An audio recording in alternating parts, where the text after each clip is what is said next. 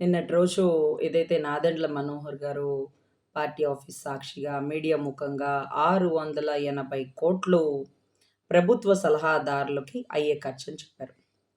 680,00,00,000 తీసుకునేటటువంటి అభ్యర్థులు 89 మంది ప్రభుత్వ సలహాదారులు ఉన్నారండి. 140,00,00,000 ఎక్స్‌పెషల్‌గా 140,00,00,000 మన సజ్జల బాబాయికెళ్ళిపోతున్నాయి. సజ్జల బాబాయ్ ఏం సలహాలిస్తున్నాడు అంటే, ఏ ఇన్సిడెంట్ జరిగినా మీడియా ముందుకొచ్చి సలహా ఇచ్చేది కేవలం మన సజ్జల బాబాయే. ఎప్పుడూ సకల శాఖ మార్చులంటాం. అంటే ఎంతోమంది మంత్రులున్నప్పటికీ ఏకైక మంత్రి సజ్జల బాబాయ్ అంటాం. కానీ సలహాదారులు 89 మందున్న ఏకైక సలహాదారుడు సజ్జల బాబాయేనా? 89 మంది సలహాదారులు ఎవరు? వారు ఈ దేశంలోనే ఉన్నారా?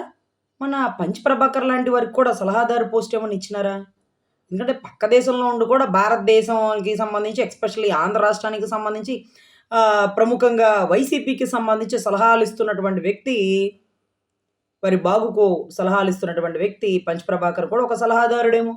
ఎవరు 89 మంది సలహాదారులు? వీరికి అయ్యే ఖర్చు 680,00,00,000. అది అఫీషియల్. అన్‌అఫీషియల్ ఎంతమ్మా?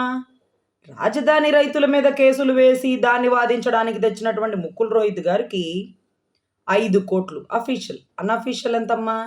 అంటే మా మీద కేసులు వేసి, మళ్ళీ మమ్మల్ని దొంగలు చేయడానికి మీరు పెట్టుకున్న అడ్వకేట్‌లకు కూడా మా ప్రభుత్వ ఖజానా నుంచే. సో, ఈ రకంగా జరుగుతున్న వ్యవస్థలో నిన్నటి రోజు అదే ఎక్స్ చీఫ్ సెక్రటరీ గారు ఎవరైతే ఉన్నారో ఎల్‌వి సుబ్రహ్మణ్యం గారు అన్నారు, "మా జీతమే 2,50,000. మేము ఎంత పని చేస్తామో, ఎన్నింటికొస్తామో, ఎన్నింటికెళ్తామో, ఎంతమందికి రెస్పాన్స్ ఉంటామో" అని అన్నారు. మరి వీళ్ళు ఎవరికి రెస్పాన్స్ ఉన్నారండి? మరి వీళ్ళ వృత్తి ధర్మం ఏమన్నా ఉందా? అంటే అటెండర్ కూడా వేలు ముద్రేస్తాడండి. 10-5 ఏదో డ్యూటీ టైమ్ ఎక్స్‌పెక్ట్. మరి వీరెవరు? వీరెక్కడ కూర్చుంటారు? అంటే ఎమ్మెల్యేలు, ఎంపీలు సచివాలయంలో కూర్చుంటారు. వాళ్ళ కింద ఐఏఎస్‌లు డైరీలు పట్టుకున్న ఐపీఎస్‌లు అందరూ పాపం అక్కడక్కడే వాళ్ళ సిట్టింగ్స్ ఏవో ఉంటాయి. మరి ఈ సలహాదారులు ఎక్కడ కూర్చుంటారండి? వీళ్ళకి మళ్ళీ అలవెన్స్, వీళ్ళకి బంగ్లా, వీళ్ళకి గన్‌మ్యాన్, వీళ్ళకి లక్షల సాలరీనా, కోట్ల సాలరీనా? మనం చూస్తే 4.5 సంవత్సరాలకి 680,00,00,000 ఖర్చయిపోయిందంటండి. శాసన మండలి రద్దు చేయండి మొర్రో అని గౌరవ జగన్మోహన్ రెడ్డి గారు ముఖ్యమంత్రి అవ్వగానే చెప్పారు. షరీఫ్ గారు పోడియం మీదకెక్కేసి ఆయన మీద దాడి చేసేసి దిగిపోవాలి, కిందకి రావాలి, పైకి రావాలి అంటూ మన వీధి రౌడీ కొడాలి నాని గారు లాంటి వాడు అందరూ పైకెక్కారు. అప్పుడు మరి శాసన మండలి ఎందుకు సార్ రద్దు అంటే, ప్రభుత్వ ఖజానా వేస్ట్ అయిపోతుందమ్మా, ఎందుకు ఈ ముసలోళ్ళ గోల అన్నాడు. మరి ఈ సలహాదారులు ఏంటండి? ఎవరండి వీళ్ళు? ఎంతమందండి? ఈరోజు గ్రామ సచివాలయాలకి బులుగు పెయింట్లు ఏయమన్న సలహాదారుడు ఎవడో మాకు కావాలా.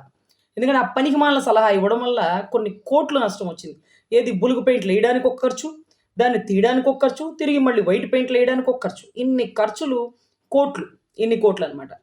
లెక్క తీస్తాం కదా! ఇన్ని కోట్లు. ఆ ఇన్ని కోట్లకు బాధ్యుడెవరు? ఆ సలహా ఇచ్చినోడెవడు?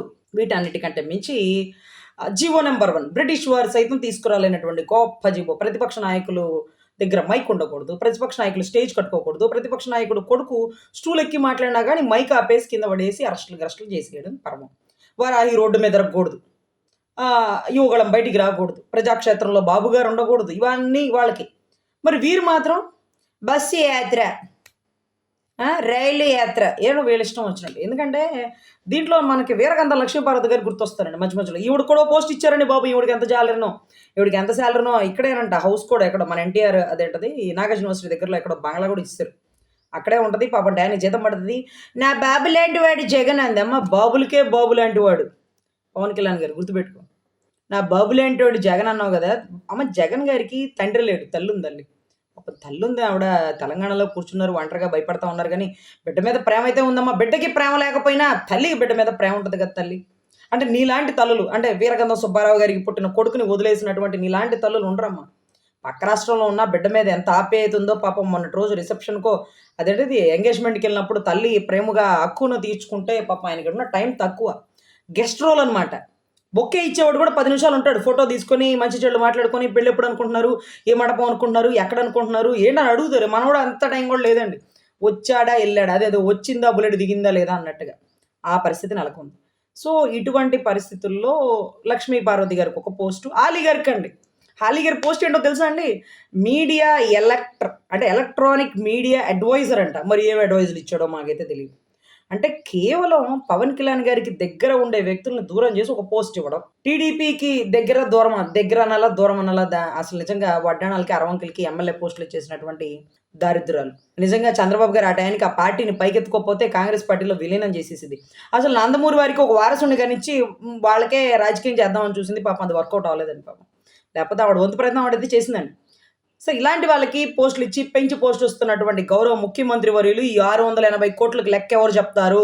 వీరిచ్చిన చెత్త సలహాలు. ఎందుకంటే చెత్త మీద పన్నేయమన్నటువంటి సలహా ఇచ్చిన చెత్త సలహాదారుడు ఎవరు? ఏదైతే కరెంట్ బిల్లులు పెంచమన్న సలహాలు ఇచ్చినోడెవడు? బస్ ఛార్జీలు పెంచమన్న సలహాలు ఇచ్చినోడెవరు? విచ్చలవిడిగా రేట్లు పెంచుకొని మమ్మల్ని రోడ్లకి ఈడ్చినోడెవడు? ఇసుక ఫ్రీగా ఇవ్వడం వల్ల నష్టం జరిగిందన్నోడెవడు? ఈ నవరత్నాల కమిటీ ఏంటి? ఒక్కసారి ఇసుక ఫ్రీగా ఇస్తేనే ఇన్ని కోట్ల నష్టం వచ్చేసిందని చెప్తూ అరెస్ట్ చేపిస్తున్న పరిమాణాలు ఉన్నాయి కదా!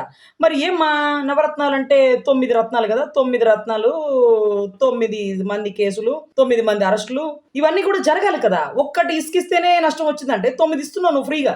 ఎన్ని స్కీములు చేసావు? ఏమో 450 కోట్లు పెట్టి ఆడు ఇల్లు కట్టుకోవడం ఏంది? అది ఎవరి అకౌంట్‌లో డబ్బులు? అదేమన్నా ప్రగతి భవనా? ప్రత్యేకమైన భవనమా? అసలు ఏంటిదది? తాడేపల్లి ప్యాలెస్‌లో నువ్వు ముఖ్యమంత్రి అవ్వకముందు ఇల్లు ఎలా ఉంది? నువ్వు ముఖ్యమంత్రి అయ్యాక మా డబ్బులు ఖర్చు పెట్టి, కిటికీలు పెట్టి, పరదాలు పెట్టి ఏంటేంటో వీటన్నిటికీ లెక్క చెప్పాలి గౌరవ ముఖ్యమంత్రి వర్యులు. నాదెండ్ల మనోహర్ గారు అడిగినటువంటి ప్రతి ప్రశ్నకి మీ దగ్గర సమాధానం ఉందా? సవాల్ అంటూ క్వెషన్‌లు వేస్తున్నటువంటి మనోహర్ గారికి సమాధానం ఉందా? లేకపోతే సిద్ధం సర్దుకొని వెళ్ళిపోవడానికని చెప్తారా మీరేమన్నా? సిద్ధం లండన్‌కి వెళ్ళిపోవడానికి అంటారా? సిద్ధం మేము ప్రజా తీర్పుని గౌరవిస్తూ దిగిపోవడానికి సంసిద్ధంగా ఉన్నాం. దయవుంచి క్షమించండి రాజన్న బిడ్డని అంటారా? ఏమో మరి దేనికి సిద్ధమయ్యారో మీరే తెలుసుకోవాలి.